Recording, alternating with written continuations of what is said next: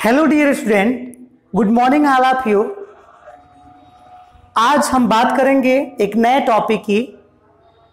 नया टॉपिक है आज का गोल्गी कॉम्प्लेक्स या गोल्गी एपरेटस। इसके बारे में हम लोग बात करने जा रहे हैं। तो जैसा कि आपको पता है, ये जो है सेल है। सेल का मैं स्ट्रक्चर हर बार बनाता हूं ताकि आपको ठीक से याद हो जाए, है ना। तो ये जो सामने देख रहे हैं वो सेल है। अब देखिए, सेल में हम लोगों ने बहुत सारी चीजें पढ़ ली है। अब देखिए ये चीज क्या है, इसके बीच में न्यूक्लियस है ना। न्यूक्लियस के बाद आपने पढ़ा था, ये इस तरह का था जिसको हम लोग कहते थे ER में लिखता हूं, पूरा नाम आप खुद जानते हैं, इंडोप्लाज्मिक रेटिकुलम। दो तरह का था, रफ और स्मूथ, ये आप पहले से जानते हैं। Okay, now another structure about that we will study today is this. What is this? This is another structure known as Golgi. मैं थोड़ा बड़ा बड़ा लिखूं, गोल्गी एपरेटस।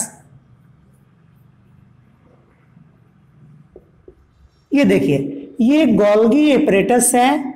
इसके बारे में ही हम लोग आज बात करने जा रहे हैं, हम लोग आज पढ़ने जा रहे हैं, है ना। इसी के बारे में हम लोग पढ़ने जा रहे हैं। हम लोगों ने अभी तक बहुत सारी चीजों के बारे में पढ़ लिया है। जो आज डिस्कस करने जा रहे हैं आपके सामने दिखाई दे रहा है, वो है गोल्गी एपरेटस, है ना। गोल्गी एपरेटस को एक और नाम देते हैं हम लोग, और मैं कर दूं गोल्गी, है ना, गोल्गी कॉम्प्लेक्स। गोल्गी कॉम्प्लेक्स के नाम से भी जानते हैं, ठीक है। या एक और भी नाम दे दूं मैं, गोल्गी बोले या गोल्जी बॉडी, है ना। ये इतने सारे नाम हैं इसके, आप देख सकते हैं। ये सारे नाम इसी के हैं, एक के इतने नाम हैं। गोल्गी एपरेटस, गोल्गी कॉम्प्लेक्स, है ना, गोल्गी बॉडी, ये तीनों नाम इसी के हैं, है ना। केवल नाम ही है कि कुछ काम भी है, ये सारी चीजें हम लोग जानेंगे, है ना। अब देखिए ये होता क्या है, मैं आपको बताऊं ये होता क्या है, कैसा होता है। सबसे पहले ये सारा आप जान लिए, तो ये आखिर एक चीज और भी दिया है। ये नाम या गोल्गी कॉम्प्लेक्स को डिस्कवरी किसने की थी? तो इसका नाम है, एक साइंटिस्ट है जिन्होंने पहली बार इसकी खोज की थी, कैमिलो। देखिए, कैमिलो गोल्जी। ये देखिए, ये इसके डिस्कवरर हैं, यानी कि इसकी डिस्कवरी जो की है ना, मैं नीचे लिख दूं, ये डिस्कवरी जो की है इसकी, ये कैमिलो गोल्जी ने की है ना। तो मुझे उम्मीद है कि आप सबको ये समझ में आ रहा है कि सेल के अंदर एक सेल ऑर्गेनेल्स पाया जाता है जिसको हम लोग गोल्गी कॉम्प्लेक्स बोलते हैं। गोल्गी कॉम्प्लेक्स की खोज कैमिलो गोल्गी ने की थी, है ना। और गोल्गी कॉम्प्लेक्स या गोल्गी एपरेटस का कई सारा नाम है। आपने देखा गोल्गी कॉम्प्लेक्स, गोल्गी बॉडी, ये सारे नाम इसी के हैं, ठीक है। अब हम लोग इसके बारे में बात करेंगे। ये होता क्या है, सिस्टम है मेम्ब्रेन बाउंड, है ना, बेसिकल है, ठीक है, arrange approximately parallel to each other. देखिए ये क्या होता है, मेम्ब्रेन बाउंड है। मैं इसको मिटाऊंगा, कैसा होता है इसका स्ट्रक्चर यहां पे देखता हूं। मैं स्ट्रक्चर यहां पे लिखूंगा, उसके बाद बताऊं। स्ट्रक्चर जो है वो है मेम्ब्रेन बाउंड। पहली बात देखा जाए तो मेम्ब्रेन बाउंड,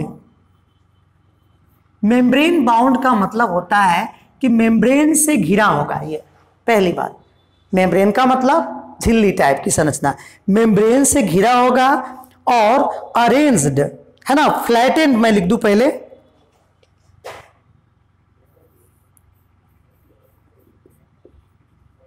ये फ्लैटेंड होता है, मेम्ब्रेन बाउंड होता है, फ्लैटेंड होता है। इसके बारे में 2 पॉइंट देखें, मेम्ब्रेन बाउंड होगा, फ्लैटेंड होगा। और क्या होता है एक तरह से कि ये approximately parallel to each other, है ना। मैं लिखता हूं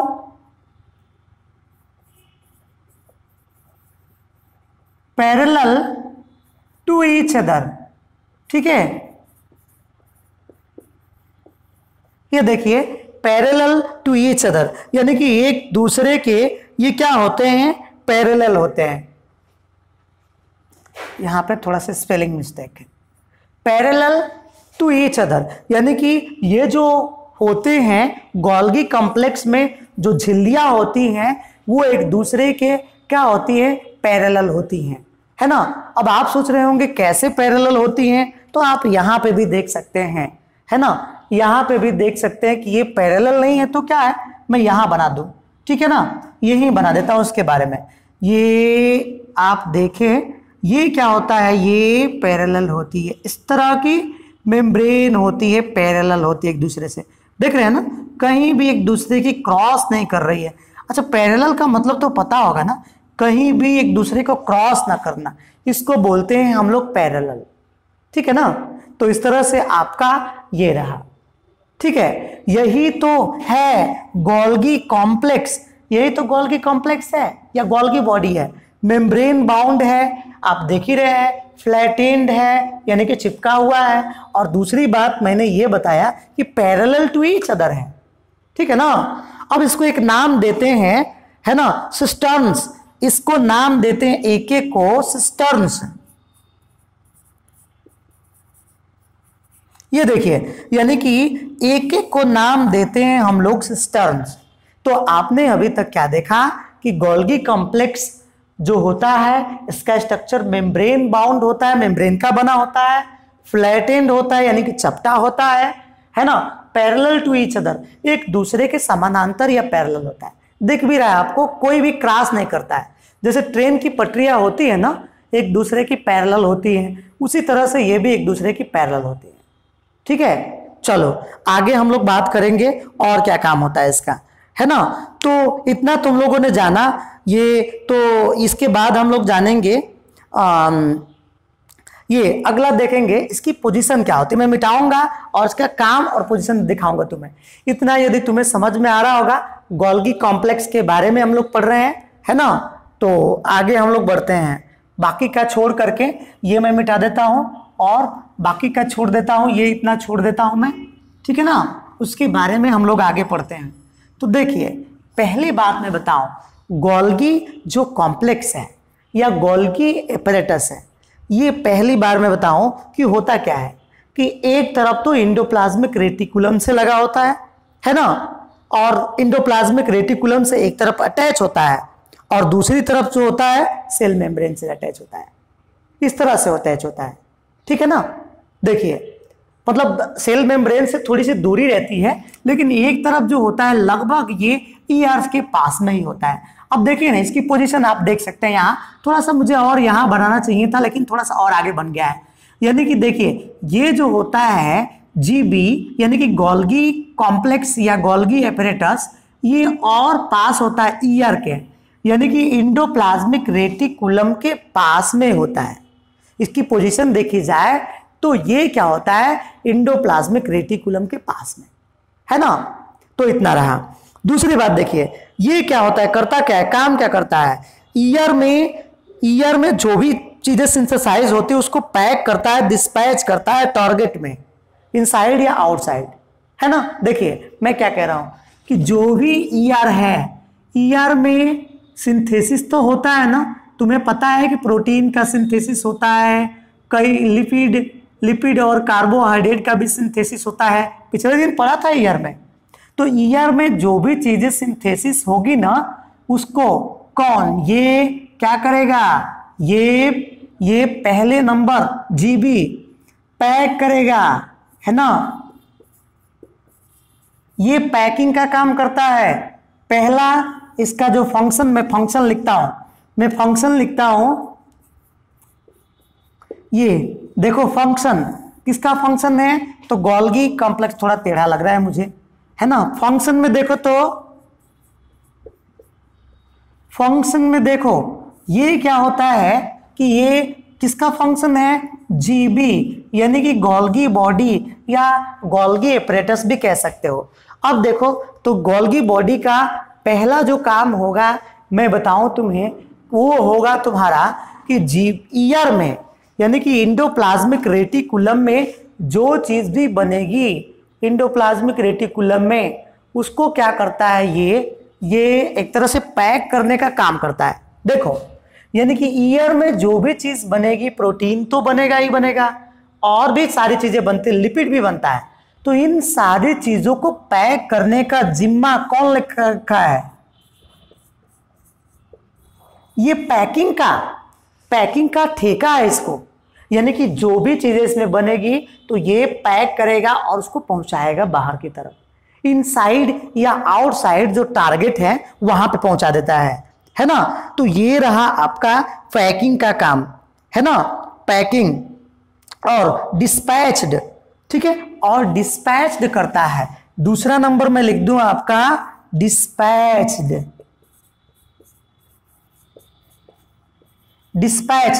यानी कि पैकिंग और डिस्पैच्ड करता है। ये डिस्पैच ही लिख दूं, ईडी ना जोड़ू, डिस्पैच, ठीक है, यानी कि पैक करता है, डिस्पैच करता है। डिस्पैच का मतलब कहीं ले जाके छोड़ देना उसको। तो गोल्गी कॉम्प्लेक्स भी है एक तरह से, ये ट्रैफिक पुलिस का काम करता है भाई। सेल का जो है ना एक तरह से ट्रैफिक का काम करता है। जो भी चीजें इसमें बनेगी इसको बाहर ले जाना है, अंदर ले आना है, यही तो करता है ये, है ना। तो इसका ये काम है, समझ में आ रहा है ना। आगे चलता हूं मैं, ठीक है। दूसरा काम देखिए, कह रहा है कि इसका फंक्शन जो है ना, इसका फंक्शन जो है स्टोरेज है, मॉडिफिकेशन, पैकेजिंग प्रोडक्ट, ठीक है, इन द बेसिकल। यानी कि पहली बात एक और चीज मैं बताऊं कि स्टोरेज है। तीसरा नंबर स्टोरेज, कुछ बन जाएगा यदि सेल के अंदर कोई चीज बन रहा है, कोई हमारे लिए फायदेमंद वाली चीज है, तो उसमें क्या होता है कि उसको ये स्टोर करके रखता भी है। तो इसलिए मैं कह रहा हूं कि ये स्टोरेज का काम करता है ना। तो ये आप समझ रहे हैं, स्टोरेज का काम करते हैं, पैकिंग का काम करते हैं। ये पैकिंग तो मैंने पहले ही बता दिया आपको, ठीक है। दूसरी बात देखिए, ये इस तरह से यदि हो जाता है तो आगे हम लोग देखिए क्या होता है कि ये सारा काम करता है। और देखिए कुछ केसेस में जो कॉम्प्लेक्स शुगर है ना, सिंपल शुगर से गोल्गी बॉडी ही बनाता है। एक और काम करता है, सिंपल शुगर से कॉम्प्लेक्स शुगर बनाने का काम करता है, ठीक है ना। और उसके बाद से गोल्गी एपरेटस जो है एक लाइसोसोम का भी फॉर्मेशन करता है। तो 3 काम और देखेंगे हम लोग, 2 काम देखिए। चौथा नंबर में काम कर बताऊं इसका, तो फॉर्मेशन ऑफ कॉम्प्लेक्स, यानी कि तुम्हारे एनसीईआरटी में जो दिया है वही बात करता हूं मैं। कॉम्प्लेक्स शुगर है ना, कॉम्प्लेक्स शुगर बनाता है फ्रॉम सिंपल शुगर, है ना। ये सिंपल शुगर, अब बोलोगे कि कॉम्प्लेक्स शुगर और सिंपल शुगर क्या होता है, ठीक है ना। अच्छा एक बात बताओ, जब किसी को तुरंत एनर्जी की जरूरत होती है तो क्या पीते हो बताओ तो? ग्लूकोज पीते हो, है ना। क्यों नहीं चीनी का रस पीते हो? नहीं पीना है, क्योंकि चीनी जो है कॉम्प्लेक्स शुगर है, दोनों शुगर ही है, ग्लूकोज भी शुगर है, लेकिन चीनी जो है कॉम्प्लेक्स है, वो टूटेगा, अभी भी टूटेगा, छोटे छोटे टुकड़ों में जब टूट जाएगा तब वो ग्लूकोज बनेगा।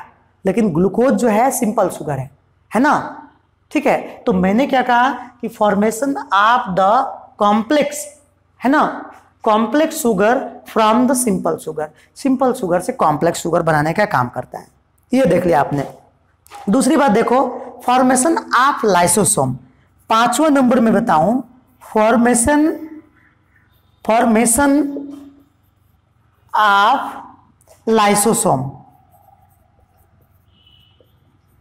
ये देखो, ये बड़ा इंपॉर्टेंट है लाइसोसोम। तो अभी तक तुम लोगों ने क्या देखा, ये इतने सारे काम को करता है। यानी कि आपने देखा ये काम कर रहा है पैकेजिंग का, उसके बाद पैक जब हो जाएगा तो उसको डिस्पैच करने का भी काम कर रहा है, डिस्पैच का मतलब जहां पहुंचाना है वो पहुंचा भी रहा है, स्टोरेज का काम कर रहा है, कुछ समय के लिए उसको स्टोर करके रख भी रहा है। चौथा आप देख रहे हैं फॉर्मेशन ऑफ कॉम्प्लेक्स शुगर, जो कॉम्प्लेक्स शुगर है वो बनाने का भी काम कर रहा है, ठीक है, कॉम्प्लेक्स शुगर बना रहा है, किससे? सिंपल शुगर से, ठीक है। और लास्ट जो फंक्शन लिखा है नंबर 5 मैंने, वो है फॉर्मेशन ऑफ लाइसोसोम, है ना, लाइसोसोम का फॉर्मेशन है, ठीक है। और लाइसोसोम जो है एक बहुत ही इंपॉर्टेंट ऑर्गन है हमारी बॉडी का, है ना, जिसको सुसाइडल बैग आप सेल कहते हैं। तो हम लोग अब समझेंगे उसके बारे में, यानी कि एक दूसरे ऑर्गन के बारे में, ऑर्गेनेल्स के बारे में, ऑर्गन मैं बोल रहा हूं। तो ये जो रहा आपका, ये अब यहीं तक रहेगा, ठीक है ना। अब हम लोग बात करने जा रहे हैं अगले टॉपिक की, ठीक है। तो आगे हम लोग चलते हैं, मैं अब अगला टॉपिक स्टार्ट करूं।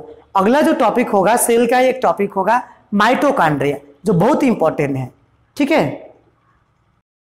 चलो अब अगला टॉपिक है हम लोग का, वो है माइटोकॉन्ड्रिया, है ना। पहले तो सेल में देखो कि माइटोकॉन्ड्रिया कैसे होता है। देखो ये सारा चीज तुम लोग पढ़ लिए हो, ईआर पढ़ लिए हो, गोल्गी कॉम्प्लेक्स या गोल्गी अपरेटस पढ़ लिए हो। एक चीज और पढ़ना है आज तुम्हें, है ना। देखो यहां मैं बनाता हूं एक इस तरह का स्ट्रक्चर होता है, ये एक और सेल ऑर्गेनेल्स है, ऑर्गेनेल्स, है ना। सेल के विभिन्न भागों को ऑर्गेनेल्स बोलते हैं हम लोग। ये देखो ये सेल ऑर्गेनेल्स है, ठीक है। एक अगला सेल ऑर्गेनेल्स है। इस सेल ऑर्गेनेल्स में देखो तो क्या होता है, इसको बोलते हैं ये माइटोकॉन्ड्रिया, ठीक है ना।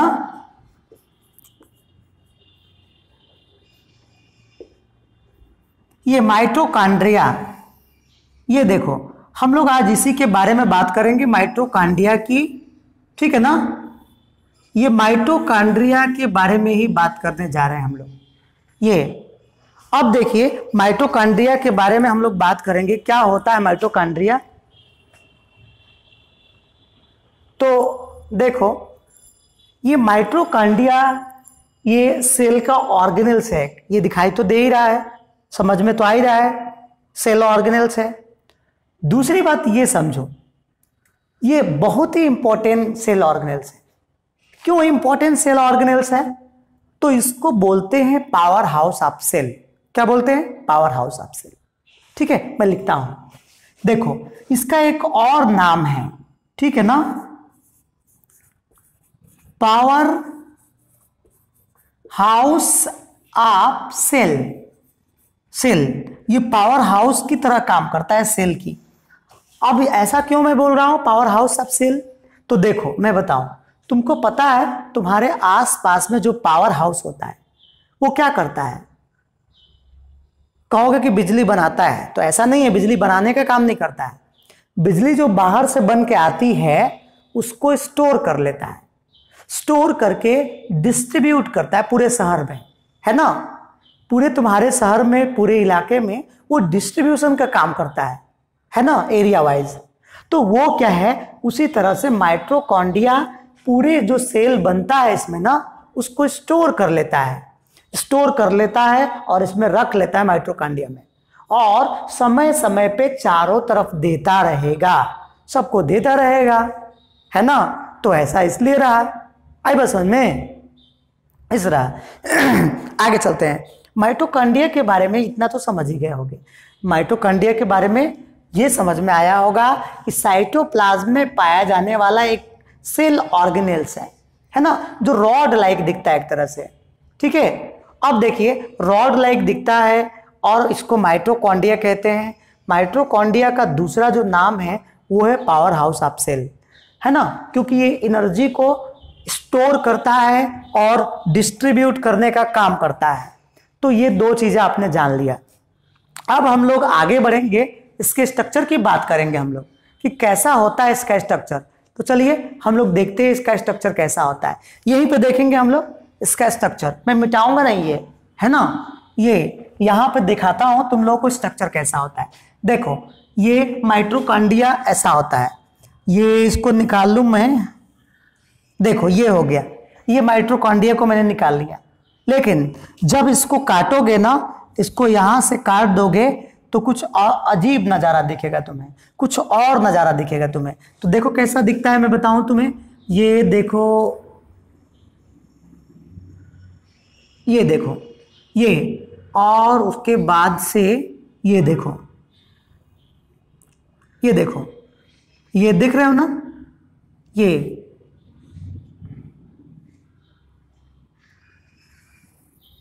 देखो, ये माइटोकॉन्ड्रिया को मैंने यहां से काट दिया है, दिख रहा है ना, यहां से काट दिया है।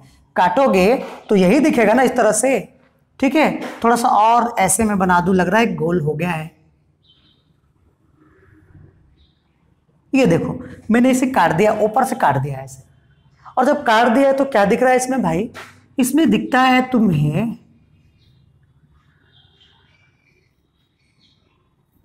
ये इस तरह का स्ट्रक्चर दिखता है ना, ये इस तरह का स्ट्रक्चर दिखता है तुम्हें। ये देखो, ये स्ट्रक्चर, ये जो बाहर वाली झिल्ली है ना, ये यहाँ पे ये स्ट्रक्चर है इसका। मैं यहाँ पे लिख दूँ स्ट्रक्चर,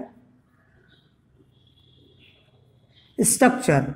तो स्ट्रक्चर आप माइटोकॉन्ड्रिया है, ये आप माइटोकॉन्ड्रिया भी लिख सकते हैं। तो स्ट्रक्चर यही होता है इसका, है ना ये। और इसमें क्या होता है कि दो मेम्ब्रेन होती है। एक जो होता है ये होता है आउटर मेम्ब्रेन। ये बस मैं मेम लिखूंगा तो मेम्ब्रेन समझना, ठीक है ना, मेम का मतलब वो वाला नहीं, ठीक है। ये मेम तो आउटर मेम्ब्रेन है, क्योंकि मेरे पास जगह कम पड़ जाता है थोड़ा सा, इसलिए। ठीक है ना, मैं आगे बिंदु बिंदु कर दे रहा हूं, तुम लोग समझदार हो। ठीक है, आउटर मेम्ब्रेन हो गया। आउटर मेम्ब्रेन स्मूथ होता है, स्मूथ, है ना, कोई उसमें गड्ढे गड्ढी नहीं होते हैं। ठीक है, और पोरस होता है। कैसा होता है? पोरस। तुम्हारी एनसीईआरटी ने यूज किया है कि पोरस होता है, यानी कि उसमें छिद्र होते हैं, इसमें पोर होते हैं, भले ही नहीं दिखाई दे रहे हैं तुम्हें, लेकिन पोर होते हैं, है ना। अब देखो दूसरा देखा जाए, इसके अंदर एक और मेम्ब्रेन है। तो ये जो रहा इनर और ये मेम रहा, है ना, मेम रही नहीं, मेम रहा। इनर मेम्ब्रेन यानी कि मेम का मतलब मेम्ब्रेन से है यहाँ पे, यानी कि दो मेम्ब्रेन देखा, एक आउटर मेम्ब्रेन जो स्मूथ था और पोरस था। ठीक है, तुम्हारी एनसीईआरटी कह रही है, मैं नहीं कह रहा हूं अपनी तरफ से। और दूसरी चीज देखा तुमने, ये इनर मेम्ब्रेन है। इनर मेम्ब्रेन जो है ये इनपुशिंग है ना, यानी कि जगह जगह पे इनपुश हुआ है। मैं लिखता हूं इन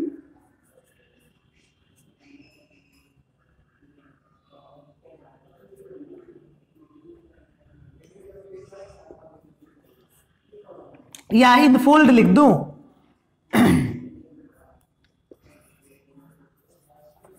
है ना। देखो ना, जगह का कमी हो जाता है। इनफोल्ड यानी कि ये क्या होता है, एक तरह से इनफोल्ड हुआ रहता है ना। तुम देख रहे हो कि ये इनफोल्ड है जगह जगह, infold in cytoplasm, in cytoplasm, यानी कि साइटोप्लाज्म में ये धंस गया है, देख रहे हो ना, ये ऐसे धंस गया है, फिर ये धंस गया है, ये धंस गया है ना। तो इस तरह से इसको इनर मेम्ब्रेन बोलते हैं। ठीक है, तो ये दो मेम्ब्रेन रहा, यानी कि माइटोकॉन्ड्रिया में दो मेम्ब्रेन होता है, यानी कि एक होता है आउटर मेम्ब्रेन, एक होता है इनर मेम्ब्रेन। तो दो मेम्ब्रेन हुए, ठीक है ना। अब दूसरी बात देखो, उसके बाद दूसरी चीज देखो क्या होता है, मैं थोड़ा सा और अच्छे से दिखाऊं तुम्हें। ठीक है, ये दूसरी चीज देखो, इसमें क्या होता है, इसमें एक और मजेदार चीज है कि इसमें खुद का डीएनए होता है। ये ऐसा है जिसमें खुद का डीएनए होता है, कमाल की बात है। ऐसा सेल ऑर्गेनेल्स आपको नहीं मिलेगा, है ना, एक दो मिल सकते हैं, है ना, क्लोरोप्लास्ट में होता है, लेकिन इसमें ये भी विशेष है। अभी तक जो भी पढ़ा हम लोगों ने, उसमें डीएनए तो था ही नहीं खुद का। ठीक है, डीएनए तो सेल के न्यूक्लियस में होता है, लेकिन ऐसा ऑर्गेनेल्स है जिसमें डीएनए पाया जाता है, इसलिए ये अनोखा है ना। ये एक तरह से अनोखा है, आपकी एनसीईआरटी कह रही है कि ये जो है एक तरह से अनोखा है, एक तरह से, है ना, स्ट्रेंज है। ठीक है, अजीब सा है इसमें, यानी कि इसमें एक तो डीएनए होता है और दूसरा ये राइबोसोम भी होते हैं। ठीक है, राइबोसोम भी होते हैं। ठीक है, यानी कि राइबोसोम और डीएनए पाए जाने के कारण ये स्ट्रैंड्स है ना, ये स्ट्रैंजर है, एक तरह से अनोखा है। तो आप क्या समझे, यानी कि ये अनोखा है क्योंकि भाई डीएनए होगा तो माँ बाप के कैरेक्टर को बच्चों में लेके जाने का काम करता है ना डीएनए।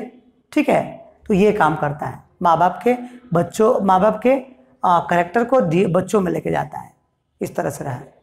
तो आप समझिए, है ना। दूसरी बात समझिए, अब हम लोग इतना स्ट्रक्चर हो गया और इसमें जो लिक्विड पाया जाता है ना, है ना, इसको बोलते हैं मैट्रिक्स। ये मैट्रिक्स बोलते हैं, है ना। ये मैं लिख देता हूं मैट्रिक्स। ठीक है, तो अब घबराना नहीं है, अब खत्म होने वाला है। ठीक है, तो अभी तक मैंने क्या बताया, एक बार रिवाइज करूं, उसके बाद मैं मिटाऊंगा कि ये मैंने कहा कि सेल में एक माइटोकॉन्ड्रिया होता है जिसको पावर हाउस ऑफ सेल कहते हैं, है ना। ऐसा इसलिए कहते हैं कि सेल में जो भी एनर्जी बनती है उसको स्टोर करता है, डिस्ट्रीब्यूट करता है। ठीक है, अब इसको मैंने माइटोकॉन्ड्रिया का चीरफाड़ कर दिया, ऑपरेशन कर दिया, है ना। देखो मैंने ऐसे काटा है तो माइटोकॉन्ड्रिया ऐसे दिख रहा है। माइटोकॉन्ड्रिया में तुम्हें दिख रहा होगा कि दो मेम्ब्रेन है, एक आउटर एक इनर। आउटर वाली स्मूथ है और पोरस है, अंदर वाली क्या है, इनपुशिंग है, इनफोल्ड है, अंदर की तरफ घुसी हुई है, उंगली नुमा उभार बना रही है ना। अच्छा, उंगली नुमा उभार का भी नाम देते हैं हम लोग, देखो इसको क्रिस्टी कहते हैं, ये क्रिस्टी कहते हैं, इसको नाम मैंने भूल गया था, क्रिस्टी कहते हैं इसको। तो उंगली नुमा जो उभार या गड्ढा बना है ना, इसको क्रिस्टी कहते हैं। और इसमें डीएनए खुद का पाया जाता है। ठीक है, और इसमें राइबोसोम जो प्रोटीन बनाने का काम करता है, और जो लिक्विड है इसको मैट्रिक्स का नाम देते हैं हम लोग। ठीक है, इतना हो गया। अब चलो एक बात और भी करेंगे हम लोग, आगे इसके फंक्शन की बात करेंगे हम लोग। तो मैं इसको मिटाता हूं और इसका फंक्शन क्या होता है ये देखोगे तुम लोग। ठीक है ना, ये इधर से मैं मिटाता हूं, तुम लोग इसका फंक्शन देखोगे क्या होता है। ठीक है, अब लास्ट टॉपिक चल रहा है तुम्हारा, फंक्शन देखो। ये किसी का भी फंक्शन पढ़ना जरूरी है ना। ये देखो, ये फंक्शन देखो, तो फंक्शन में मैं पहला नंबर लिखूं, क्या होता है इसका, क्या काम होता है इसका। तो काम जो होता है एक तरह से मैं आपको बताऊं कि ये जो भी एक तरह से एनर्जी बनता है ना, ठीक है, जो भी एनर्जी एक तरह से बनेगा उसको ये एटीपी के रूप में उसी में स्टोर करने का काम करता है। ठीक है, तो अब देखिए मैं बताऊं आपको कि ये एनर्जी जो होती है जो हमारे वेरियस एक्टिविटीज़ के लिए ज़रूरी है, ये माइटोकॉन्ड्रिया में ही बनता है ना। माइटोकॉन्ड्रिया में एटीपी के रूप में वो स्टोर हो जाता है। ठीक है, तो आपकी एनसीईआरटी लिख रही है कि सारे एक्टिविटीज़ के लिए जो होता है वो release by the mitochondria in the form of ATP. तो देखो इसी में एनर्जी एक तरह से स्टोर होती है ना। तो ये क्या लिखेंगे, storage of energy in form of ATP का पूरा नाम एडिनोसिन ट्राइफॉस्फेट। क्या नाम है, एडिनोसिन ट्राइफॉस्फेट। ठीक है ना। तो ये क्या होता है कि एनर्जी को स्टोर कर लेता है, माइटोकॉन्ड्रिया अपने अंदर भर के रख लेता है। जो भी तुम खाओगे पियोगे उसको अपने अंदर भर के रख लेगा, स्टोर कर लेगा। एनर्जी, खाना नहीं, एनर्जी। ठीक है, खाने से जो एनर्जी मिलती है उसको भर लेता है। तो इसीलिए मैंने पहला लिखा है स्टोरेज ऑफ एनर्जी, है ना, in form of the ATP. और एटीपी क्या है, एक तरह से करेंसी, एनर्जी करेंसी बोलते हैं। एटीपी को देखो ना, ये एनर्जी करेंसी बोलते हैं इसको, है ना। एनर्जी का करेंसी है एक तरह से एडिनोसिन ट्राइफॉस्फेट। ठीक है, अब देखो क्या कह रहा है कि सारे कामों के लिए हमें एनर्जी मिलती है उससे, और एटीपी को हम लोग एनर्जी करेंसी बोलते हैं। ठीक है ना, करेंसी में हाँ double R, sorry energy currency के नाम से जानते हैं। दूसरी बात देखो तो एटीपी को एनर्जी करेंसी के नाम से जानते हैं, और बॉडी में जितने भी एनर्जी मतलब की जरूरत होती है ना, मैकेनिकल वर्क के लिए, वो हमें एटीपी से ही मिलता है। ठीक है, अब देखो यानी कि माइटोकॉन्ड्रिया में एनर्जी स्टोर हो गई किसके रूप में, एटीपी के रूप में, और दूसरा काम है ना प्रोवाइड, ठीक है, एनर्जी फॉर मैकेनिकल वर्क, यानी कि मैकेनिकल वर्क के लिए एनर्जी प्रोवाइड करता है। तुम जो चलते हो, फिरते हो, दौड़ते हो, बोलते हो, क्या है ये मैकेनिकल वर्क ही ना है। तो इसके लिए एनर्जी कौन देता है, तुम्हारा एटीपी देता है, माइटोकॉन्ड्रिया देता है। माइटोकॉन्ड्रिया में पाए जाने वाले एटीपी, वही तो खर्च करके हम बोल रहे हैं तुम्हारे सामने तभी से। सुबह का खा के आए, अब 2 बजने वाला है, बताओ अभी तक बोल रहे हैं, क्योंकि मेरी माइटोकॉन्ड्रिया में एनर्जी है, वही एनर्जी रिलीज हो रही है, मैं बोल रहा हूं तुम्हारे सामने। ठीक है, तो ये रहा, इतना काम रहा। अब देखो एक चीज और भी मैं बताऊं तुम्हें, क्या होता है कि मैकेनिकल वर्क के लिए ये सारा चीज होता है। देखो ये क्या होता है कि ये माइटोकॉन्ड्रिया जो होता है, मैंने जैसे बताया आपको कि ये क्या करता है, इसमें डीएनए होता है और अपना राइबोसोम होता है, तो ये प्रोटीन भी फॉर्मेशन कर लेता है। मैं देख लूँ एक बार पीछे से दिखाई दे रहा है कि नहीं, ना नीचे तक दिखाई दे रहा है कि नहीं बोर्ड, तो नीचे तक दिखाई दे रहा है, 3rd नंबर आ जाएगा। तो देखो ये own protein synthesis, own protein synthesis. देखो अब ओन प्रोटीन सिंथेसिस का काम करता है, ये अपने लिए प्रोटीन भी बना लेता है, खुद ही बना लेता है ना। तो इतना रहा आपको मैंने बताया, है ना। माइटोकॉन्ड्रिया का काम पहले नंबर, तो जो भी एनर्जी बनेगी उसको स्टोर कर लेगा, स्टोर करने के बाद समय समय पे आपको देता रहेगा, ये काम। तीसरा काम खुद के लिए प्रोटीन भी बनाना, ठीक है, क्योंकि इसमें राइबोसोम भी है। ठीक है, तो आज के लिए इतना ही रहने देते हैं हम लोग, है ना। आगे हम लोग अगली वीडियो में बात करेंगे, ठीक है। और तुम लोगों से मैं उम्मीद करता हूं कि तुम लोग पूरी ही ध्यान से इसको पढ़ा करो, है ना, मन लगा के खूब पढ़ा करो। एनसीईआरटी जरूर खरीद लो, अपनी सामने एनसीईआरटी रखो, ठीक है, और जो ये टॉपिक है ना इनको पढ़ा करो। और कोई भी यदि परेशानी आती है इसके बाद भी, तो यू कैन मैसेज मी, है ना, आई विल रिप्लाई श्योरली, ठीक है। तो इस तरह से आज के लिए इतना ही रहने देते हैं, आगे फिर से हम लोग बात करेंगे। चलो, तो आज के लिए ओके, बाय बाय।